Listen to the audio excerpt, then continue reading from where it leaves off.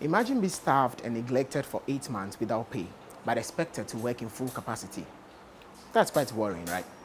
Well, that's the story of RX 2022 pharmacists currently offering their mandatory housemanship. For the past 8 months, they haven't been paid, nor have they heard anything or good news from the Ministry of Finance. Today, we are here to speak with Dr. Osei, a rep, who is going to help us understand the full situation on grounds. Thank you for granting us this interview, Doctor. Now, first of all, I would like to ask, what actually is the problem on grounds? What is the situation on grounds? The problem on the grounds. We completed in 2022, October to be specific, and we wrote our professional exam in December same year. We passed, we were 311 that wrote the exam in my class, but generally there were about 350 people that wrote the exam. 350 PharmD pharmacists that wrote the exam.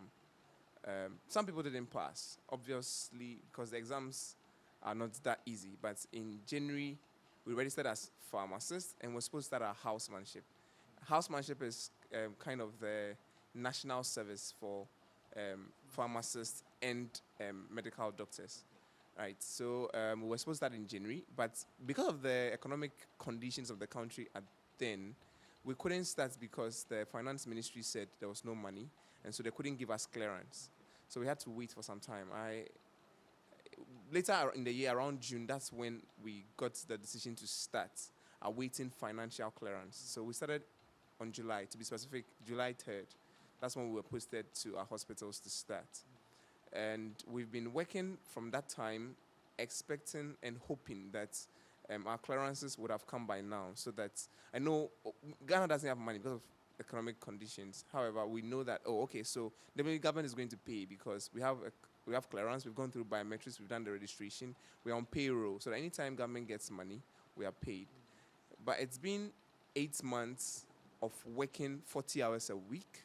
Some people do 12-hour shifts for some days, night shifts, weekend shifts, crazy shifts, and basically nothing has come. And also because of the haircuts, the hospitals don't even have allowances to give us. So some people don't even get 1 cedi allowance to take transport. And we have to work 40 hours a week. And we've been working for the past 8 months without anything. And we're not even asking for payments right now. All we're asking for is that government gives us an assurance that your money is going to come. And that is going to be in our clearance. That is what we've not heard from the Ministry of Finance about. And that is why now we are so much hungry and frustrated because we don't even know what next. As I speak to you now, our juniors would be starting their housemanship somewhere in April. We are finishing in June. They are coming in April. We don't have clearance yet, but they are coming. So indirectly, exactly. And it's not like government doesn't see us, because walk into any hospital, ask any prescriber or any physician about the PharmD house officers, and they'll tell the work they are doing. You met me and then you saw that I had a call from a specialist. She was a specialist. She was asking for some very important information.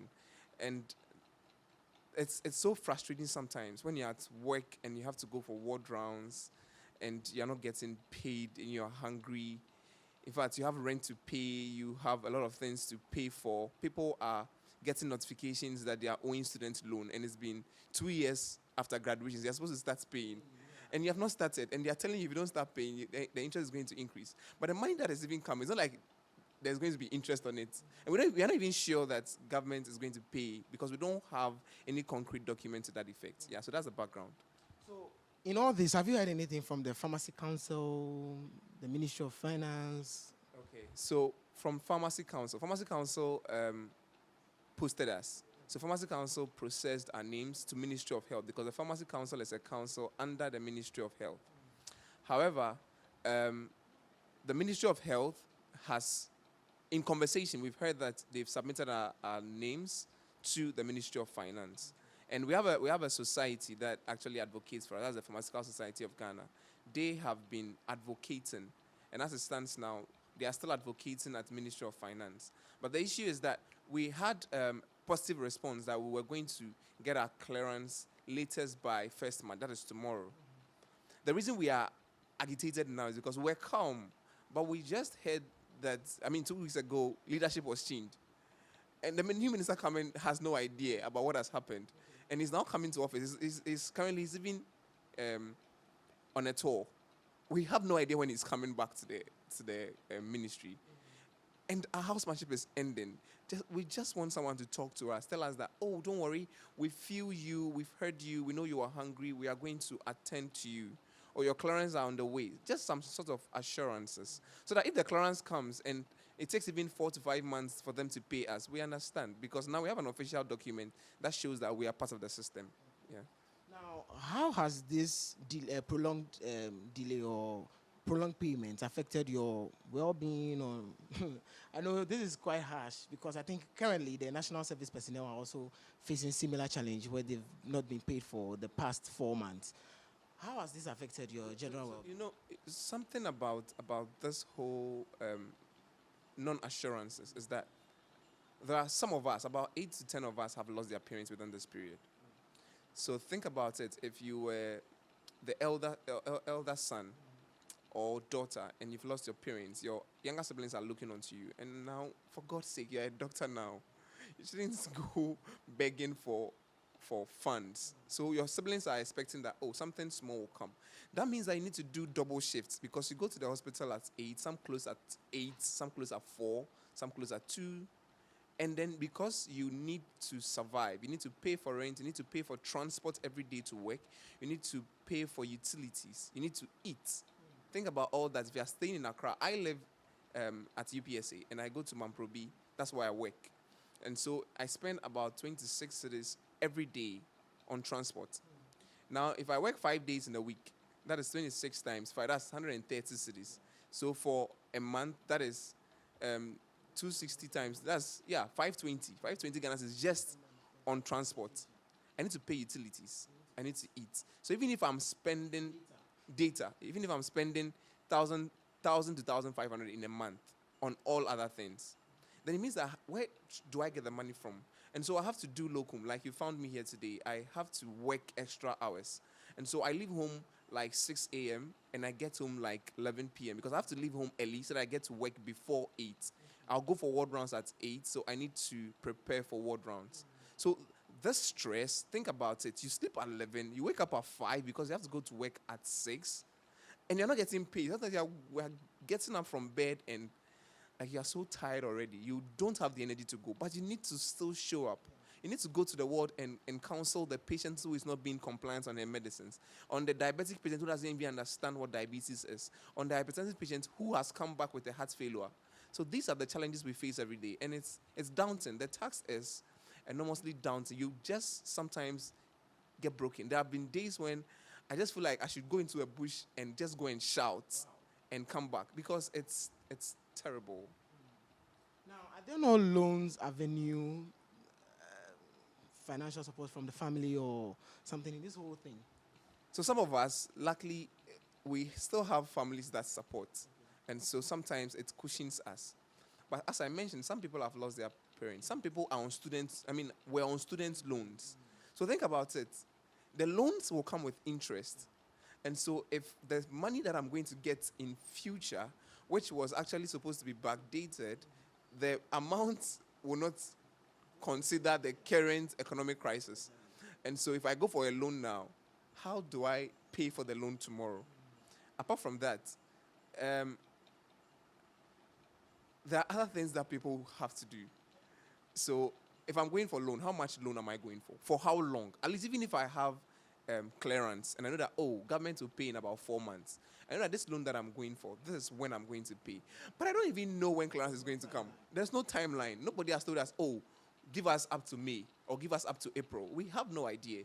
All we know is that our society has done very well advocating, and currently they are in talks with people at the Ministry of Finance. But we don't have any concrete document from the government that this is what is going to be done. That's our problem right now. Now, what I'm getting from this whole thing is you are actually mandated to take care of people, but the people who employed you are not willing to take care of you. Now, you are a rep, and you guys are actually taking on actions to make sure you get paid for the 8 months you've been in service. What is the roadmap? So if you say we are taking actions to make sure we get paid, I think that is a little bit out of place because we can't make sure we get paid. All we are doing is telling the authorities, I mean telling the Ministry of Finance, because currently that is the office that can give us a clearance. I'm telling the Ministry of Finance that, Minister, as you get to the office, we are here and we've been in the system. Our clearance the processes of our clearance were started 15 months ago. We started our housemanship 8 months ago because we're still waiting. We are still here, and we are reminding you that please look down and take care of us. Just give us some assurances.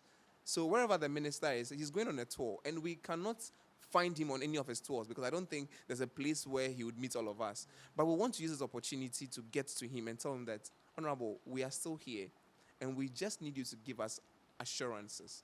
If the minister is not hearing and anybody in the ministry is hearing, this is what we are saying. If anybody in governance is hearing, this is what we are saying. We are not going to tarnish the image of this government. No, because we know Ghana is difficult. But all we need to know is that, see, guys, Ghana is difficult, right? But we are going to attend to you. Your clearance will come and you will get your money. Just tell us something. Because we've not had any official communication with the Ministry of Finance. Maybe because you're not the ones they are supposed to communicate to. But sincerely, if you are the one going to work 40 hours a week, you get up and sometimes, a friend told me that there are days when she has to starve so that she can get transport to go home. Because it's bad. It's crazy.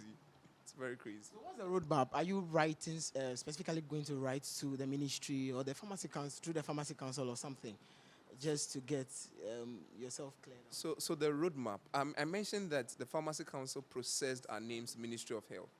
The PSG, which is our society advocacy group, have been speaking to the relevant stakeholders. Currently, we just want Ghanaians and the ministry and all government officers that are responsible to just know that we are here. And so it's not like we have a plan where tomorrow we are going on a demonstration or we are going on a strike.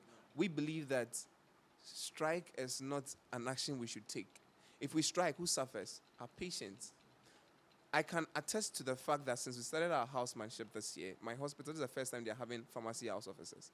And for their chronic care clinic, right, we have not had patients, I mean, when I say chronic care, patients that are constantly coming for BP and blood sugar. Yeah, exactly. So there are patients who have diabetes, who have hypertension, they come almost every month, or maybe 3 months or 2 months. None of them has come with a medical emergency. When I mention medical emergency, I mean things like they are rushed in because their BPs are too high, or they have an issue with their sugar, and they're admitted.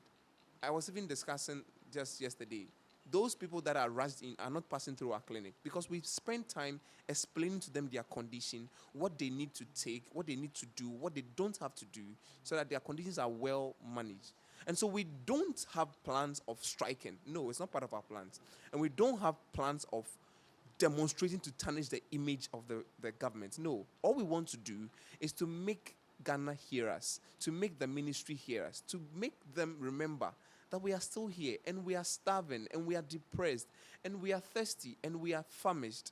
That is all we want to tell the government, and that is all we want to tell Ghanaians. So we are just seeking for well-wishing Ghanaians who have siblings or parents, or they themselves would once in a while go to the hospital to seek for health care, to know that, hey, the people who are doing their best to take care of you are not being paid. So try and add your voice so that the government will hear us. That's all we are saying.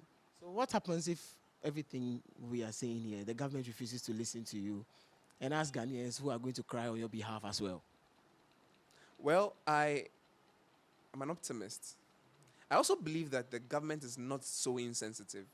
The problem is that there's no money in the system. And so I don't believe that the government will not hear us. Maybe they've not heard us earlier, and that's why this has delayed, and that is why we are starting now. That's why we can't keep mute any longer. But we trust the process, and we know that if on any day the president sits in his office or his advisors watch this interview, they will tell him that, hey, let's try and do something for these people. Because though the government is saying there's no money in the system, sometimes we can squeeze through and provide some reliefs. So that's all we're asking for. Because as I speak to you now, today I checked my ECG app, right? And I was just, and I'm just thinking about how I'm going to pay for the power that I'm using, for the gas that is getting finished, for the all the other things that I mean I have to pay for, data and all. Yeah. So basically, that's all we are saying. We know that the government will listen to us because what have we done wrong? I mean, it's studying so hard, getting 80s, getting into the university to study doctor of pharmacy, finish and work so hard to make sure our patients are fine.